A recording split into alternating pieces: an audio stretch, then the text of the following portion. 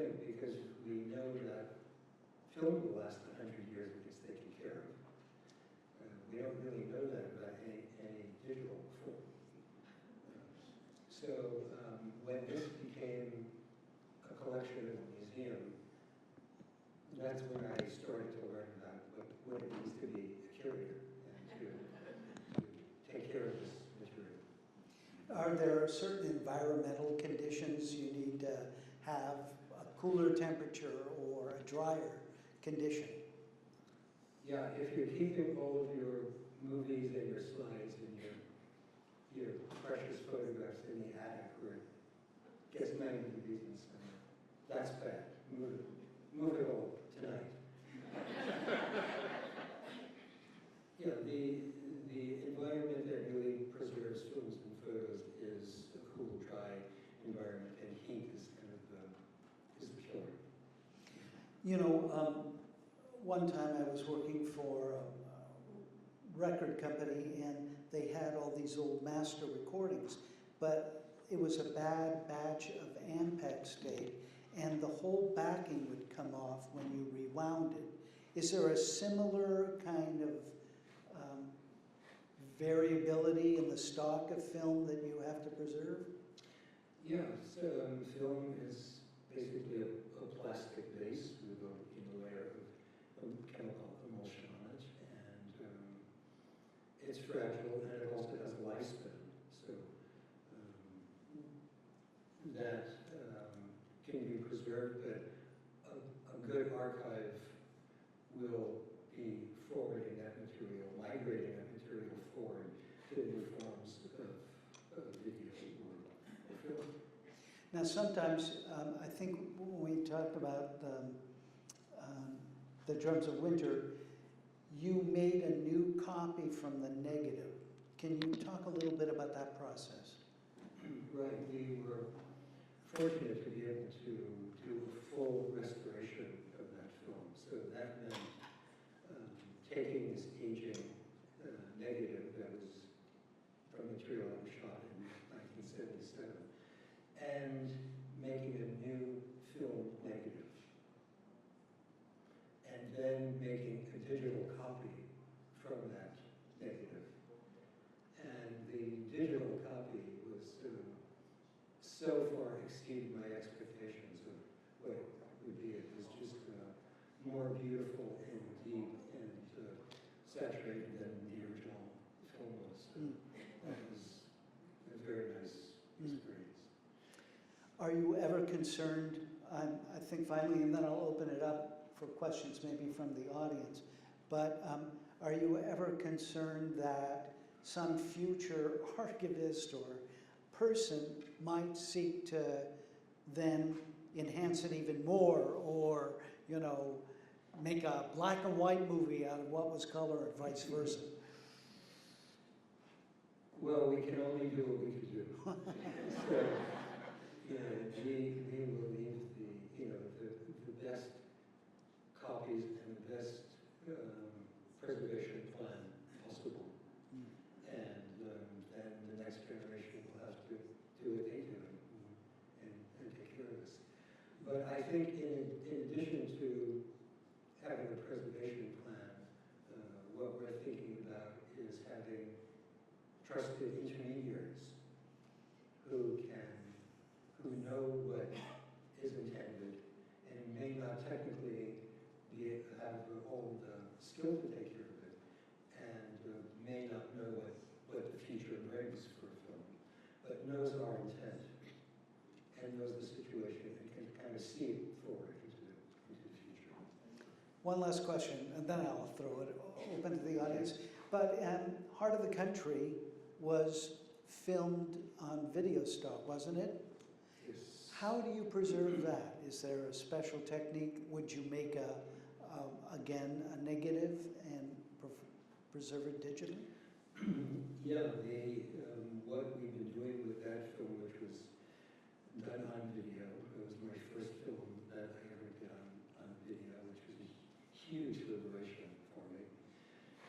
But what we are doing is just migrating it forward into newer and better digital form so that it will last.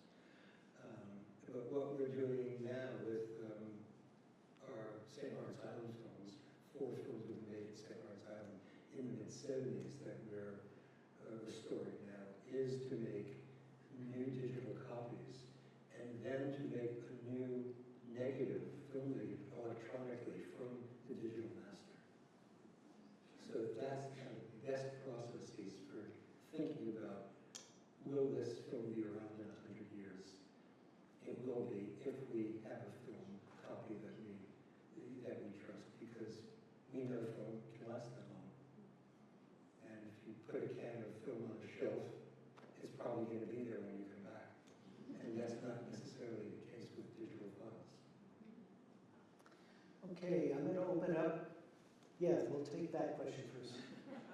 Yes, sir. Lenny and I discussed this a lot about the audio tapes and audio collections.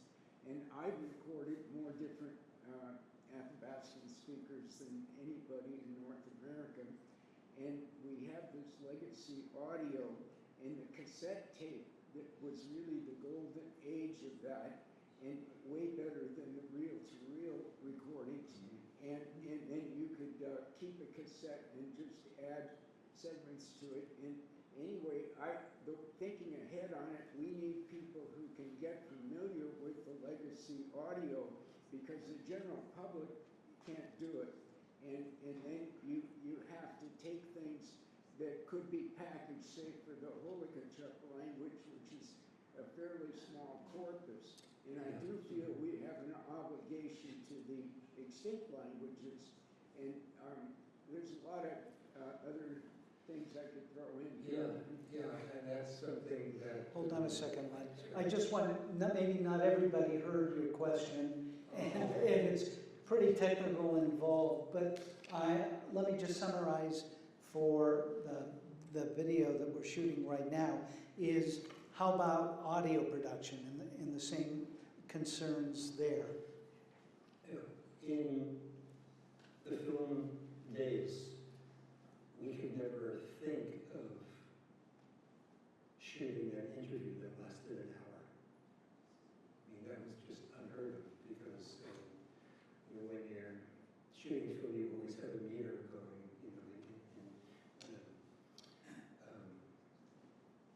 in your head. But we did record sound for everything. So we might do short pieces of film for an interview, but the audio is complete and intact the whole hour. So in the film collection here at the museum, we have over 200 hours of audio. And that's from all of the films. And that's, I think, maybe more valuable and more precious than film material, because there are the voices of elders who are long gone, music that has really changed, examples of language that has really changed.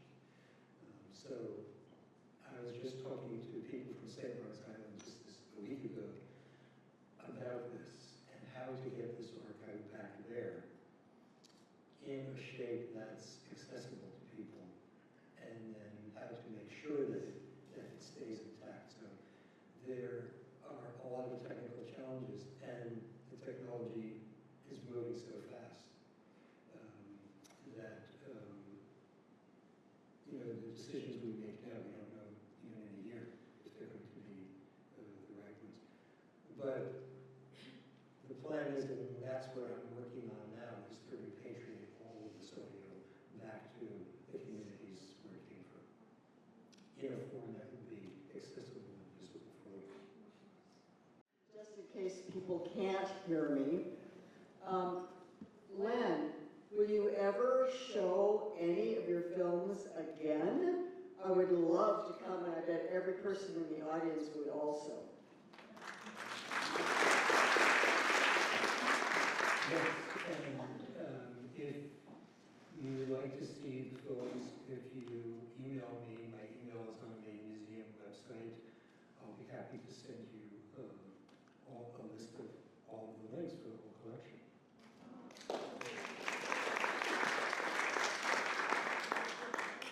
Well, I think people are really eager to get to that cake and ice cream. But I want to thank you again, Len, for taking time and telling your story. Of course, thank you. Yeah, and your patience tonight. Yeah, of course. And thank you all.